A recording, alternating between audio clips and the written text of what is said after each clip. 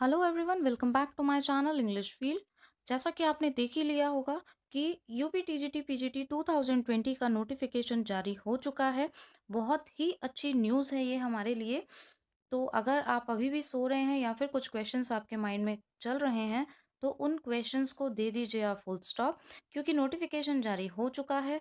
आज ही से फॉर्म भी आप फिल कर सकते हैं। ऑनलाइन आपको आवेदन करना है।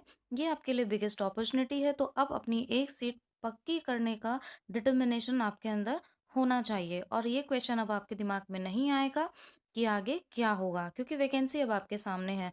तो अब लग जाइए आप तैयारी में। इस वीडियो में हम कुछ बेसिक चेंजेस जो हुए हैं उनकी बात करेंगे, और जिससे कि आपको क्लियर हो जाए। और डिटेल्ड वीडियो आपके पास में दूसरा आएगा, जिसमें हम एक एक पॉइंट पे डिस्कशन करेंगे, क्योंकि कुछ न्यू एस्पिरेंट्स हैं, बिगनर्स हैं, उनको भी सारी चीज़ें क्लियर हो जाए कि क्या एलिजिबिलिटी होती है और क्या क्या इसमें बेसिक रिक्वायरमेंट्स होती हैं टू फिल दिस फॉर्म। तो आइए देख लेते हैं कि इस नोटिफिकेशन में क्या क्या गुड न्यूज़ है। तो फ्रेंड्स, आइए देख लेते हैं डेट इसकी। ऑनलाइन आवेदन की जो पंजीकरण प्रारंभ की तिथि है वो है 29, जो कि आज है। ऑनलाइन शुल्क जमा करने की जो तिथि है वो 29 है। आज से ही शुरू हो जाएगा। ऑनलाइन आवेदन पंजीकरण की अंतिम तिथि 27/11/2020 नवंबर में। ऑनलाइन शुल्क जमा करने हेतु अंतिम तिथि 27। ऑनलाइन आवेदन सबमिट करने की अंतिम तिथि 30। तो फ्रेंड्स, मैं बता दूं आपको, आपके बहुत सारे क्वेश्चंस थे, तो इंटरव्यू यहाँ से ख़त्म कर दिया गया है बिल्कुल। और नेगेटिव मार्किंग भी नहीं है, तो इसके लिए क्वेश्चन मत करिएगा, क्लियर कर लीजिए। No negative marking and no interview.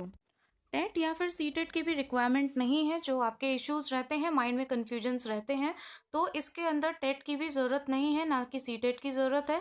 PGT में आपका है जो इंटरव्यू है, लेकिन टीजीटी में इंटरव्यू नहीं है, नेगेटिव मार्किंग नहीं है। अब हम बात करते हैं आगे कि कितनी पोस्ट है। तो यहाँ पे 12,913 के लिए पोस्ट के लिए निकाला गया है वैकेंसी। बट इसकी वैकेंसी घटाई या बढ़ाई जा सकती है according to the situation.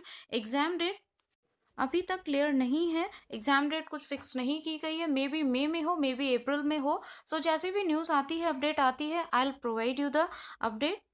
TGT में जैसे कि वेटेज की इन्फॉर्मेशन आ रही थी, तो कोई वेटेज नहीं दिया जाएगा।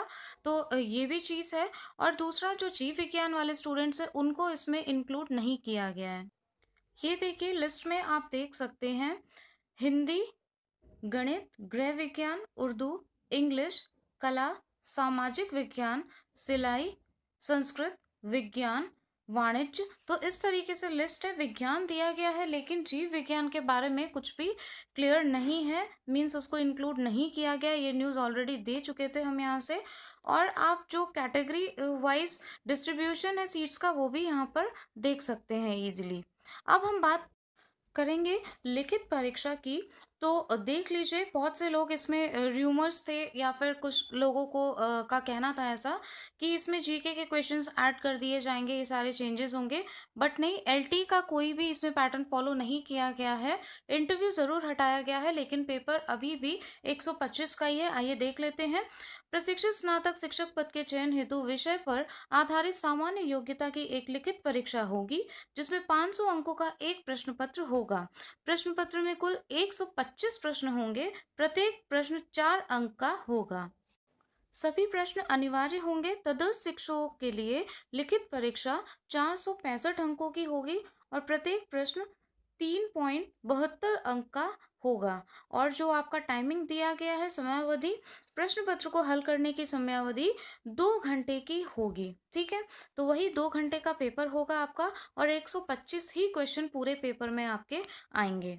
तो फ्रेंड्स, मैंने इस वीडियो में बस वही पॉइंट्स लिए हैं, उन्हीं को स्क्रीनशॉट से आपको दिखाया है, जो कि बहुत इम्पॉर्टेंट थे।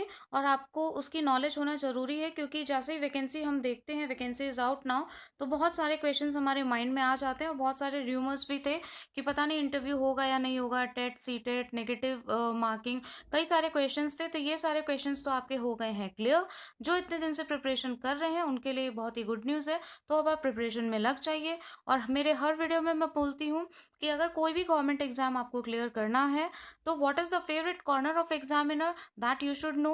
And what are the exam oriented topics, जिससे कि आपका टाइम वेस्ट ना हो और डायरेक्टली आपका टारगेट वहीं हिट हो जो आपको अचीव करना है। तो टाइम को सेव करने के लिए एग्ज़ाम ओरिएंटेड स्टडी मटेरियल को कलेक्ट करना बहुत ज़रूरी है और उसकी पूरी अच्छे से नॉलेज लेके आप अपनी प्रिपरेशन स्टार्ट कर सकते हैं। सो आप स्टार्ट कर दें।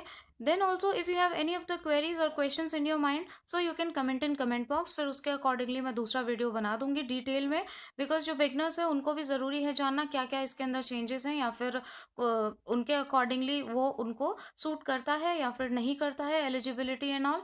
सो I will make the video in detail. और भी कोई क्वेश्चन हो तो आप कमेंट बॉक्स में कमेंट कर देना। अगर आपको हेल्पफुल लगा हो तो लाइक और शेयर ज़रूर कर दीजिएगा, क्योंकि जो इस वैकेंसी का काफ़ी टाइम से वेट कर रहे थे, हो सकता हो उन तक ये न्यूज़ नहीं पहुंची हो। तो अगर पहुंच जाएगी, वो भी इसका बेनिफिट उठा सकेंगे और उनके लिए प्रॉफिटेबल होगा। Thank you so much for watching. Thank you.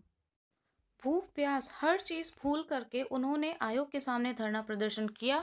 Daily वो अपडेट्स लाते थे और वहाँ पे वेट करते थे कि कोई भी बाहर आके एक बार हमारे बात का आंसर दे दे, हमारे क्वेश्चन का आंसर दे दे। और उन्हें जो आंसर मिलता था वो भी सिर्फ 1 या 2 सेकंड के लिए लोग उनसे बात करते थे। लेकिन उनके करेज के लिए, उनकी मेहनत के लिए हमें ज़रूर बोलना चाहिए, hats off. Thank you so much.